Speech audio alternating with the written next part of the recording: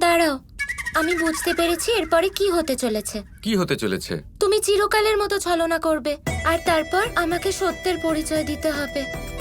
তুমি বাদ দাও, আমাকে দাও। দাও, ওদিকে তাকাও।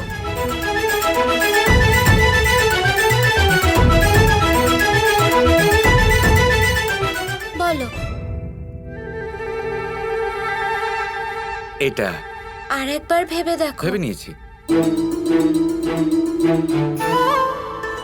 বলো, কি সত্যি জানতে চাও তুমি? আমি এটা জানতে চাই যে তুমি এই প্রেমের তুলনা কার সাথে করবে, আর তুমি যাই উত্তর দাও না কেন সেটা যেন বাস্তবসম্মত হয় আর সত্যিও হয়। কৃষ্ণের প্রতি যে তোমার ভালোবাসা রয়েছে এর তুলনা তুমি কার সাথে করো? এটা কেমন প্রশ্ন কৃষ্ণ? আমি এর কোনো উত্তর দিতে চাই না, কারণ আমি তোমার প্রেমের কোনো তুলনা করতে চাই না। প্রেমের মাপদণ্ডের কোনো পরিমাপ হয় না, তা তো অনন্ত, তাই না? হ্যাঁ, তা তো ঠিকই, কিন্তু এরকমও হয় তাই না, যে কোনো বহুমূল্য বস্তু, যেমন নারীদের বিষয়ে আমি একটা কথা শুনেছি যে ওনাদের আভূষণের প্রতি একটা বিশেষ ভালোবাসা থাকে। আমি মনে করি তোমার এই প্রেমকে কোনো বস্তুর সাথে তুলনা করা যেতে পারে না, তা সে যতই বহুমূল্য অলংকার হোক না কেন। সেটা তো তুমি জানো, তাই না? চলো, এই কথা মেনে নিলাম। এবার এই খেলাকে এগিয়ে নিয়ে যাই। এক মুহূর্ত।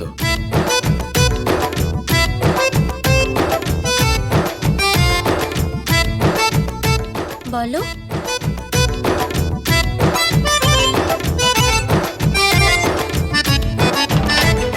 এটাই ঠিক তো? একদম।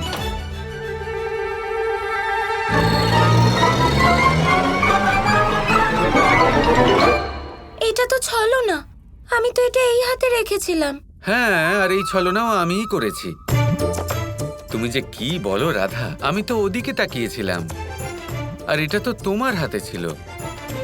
তাহলে এবার যখন আমি বিজয় লাভ করেছি, আমি এই সত্য জানতে চাই। আমায় বলো যে তোমার স্বর্ণ কতটা পছন্দ। যদি আমি তোমার পা থেকে মাথা পর্যন্ত তোমাকে সুন্দর স্বর্ণ দিয়ে মুড়ে রাখি, তাহলে তোমার ভালো লাগবে না? যদি আমি তোমার সুন্দর শরীরকে অত্যন্ত সুন্দর স্বর্ণ দ্বারা ভরিয়ে দিই, তোমাকে সাজিয়ে রাখি, তাহলে তোমার ভালো লাগবে না?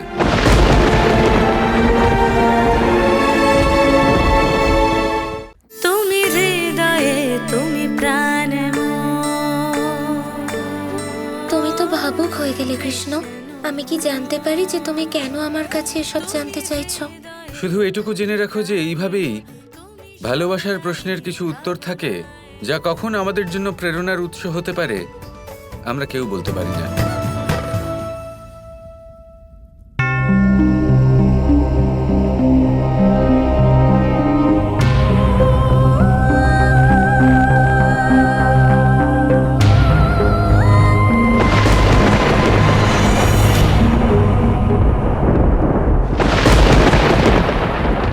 জাম্বুবতী আমাদের সবাইকে এখানে একত্রিত করে খুব ভালো করেছে, কিন্তু আমাদের জিজ্ঞাসাকে শান্ত করেনি।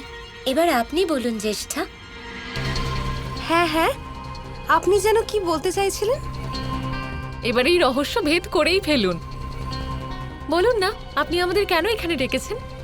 জ্যেষ্ঠা কি চান সেটা তো জ্যেষ্ঠা নিজেই বলতে পারবেন। নিশ্চয়ই। আমি আপনাদের সবার অধীরতার কারণ বুঝতে পারছি।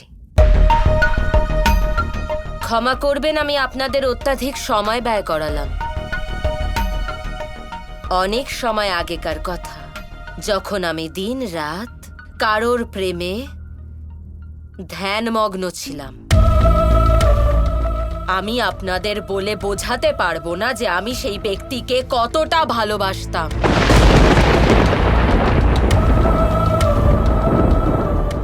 আমার গহন প্রেমের জন্য আমি একটা বরদান পেয়েছিলাম, যার প্রয়োগ আমি আজ অবধি কখনো করিনি। আজ আমি সেই বরদান প্রয়োগ করতে চলেছি। তাই? তাহলে বলুন না, কি বর পেয়েছিলেন আপনি? এমন এক বরদান যা আমাদের প্রত্যেক নারীর অত্যন্ত পছন্দের। কি ছিল সেই বর? আমাকেও বলুন। স্বর্ণ, স্বর্ণ, স্বর্ণ, স্বর্ণ।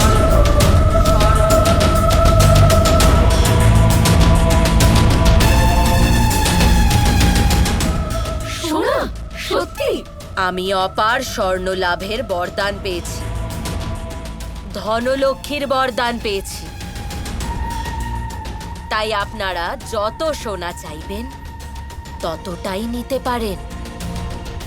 আপনারা সবাই সন্তুষ্ট হবেন, নিজেদের লালসা আরো বাড়িয়ে তুলুন।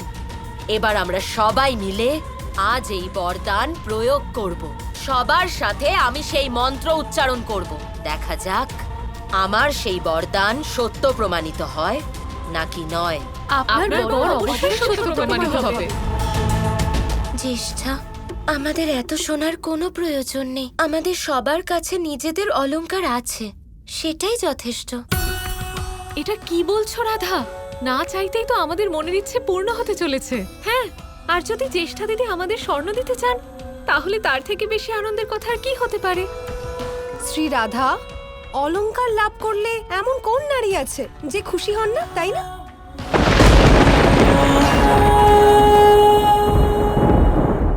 হ্যাঁ হ্যাঁ, আমরা যদি স্বর্ণ অলংকার পাই সেটা তো আমাদের কাছে আনন্দের ব্যাপার। যদি আপনারা স্বর্ণ অলংকার পাওয়ার জন্য প্রস্তুত থাকেন, তাহলে আমি মন্ত্রোচ্চারণ শুরু করছি। হ্যাঁ, আমরা সবাই সোনার গয়না পেতে চাই। আপনারা সবাই নিজের চোখ বন্ধ করুন।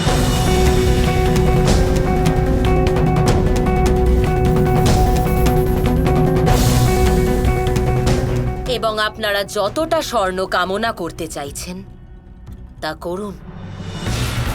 আমার 100 ভরি সোনা চাই। আমি যে কক্ষে নিজের সমস্ত স্বর্ণ আভূষণ রাখি, ওই কক্ষ যেন সম্পূর্ণ হয়ে যায়। আর আমি এত অলংকার পেতে চাই, এত অলংকার পেতে চাই যে আমার সিন্ধুকে যেন সেটা নাই ধরে।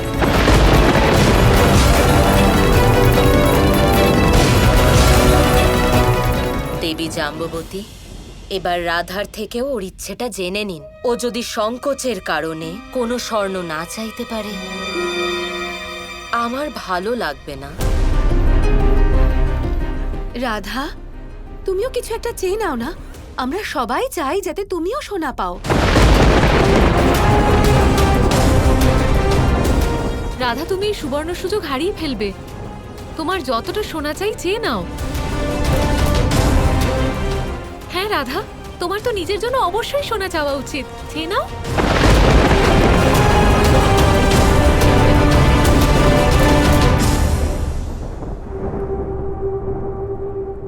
এত করে বলার পরেও রাধার মনে অলংকারের জন্য বিন্দুমাত্র লোভ উৎপন্ন হলো না। কেন রাধার মনে সোনার জন্য লোভ উৎপন্ন হচ্ছে না?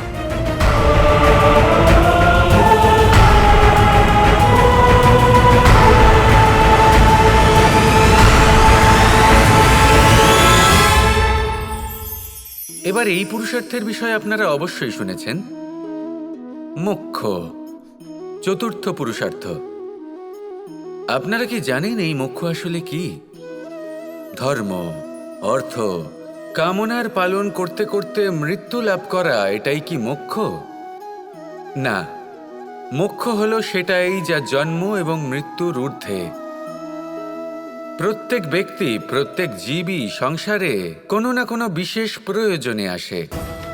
ধর্মপথে, সৎপথে অর্থ উপার্জন করা, প্রয়োজনকে পূর্ণ করার চেষ্টা করতে করতে সেই প্রয়োজনকে পূর্ণ করা তাকে মুক্তির পথে নিয়ে যায়, যা হলো মোক্ষ।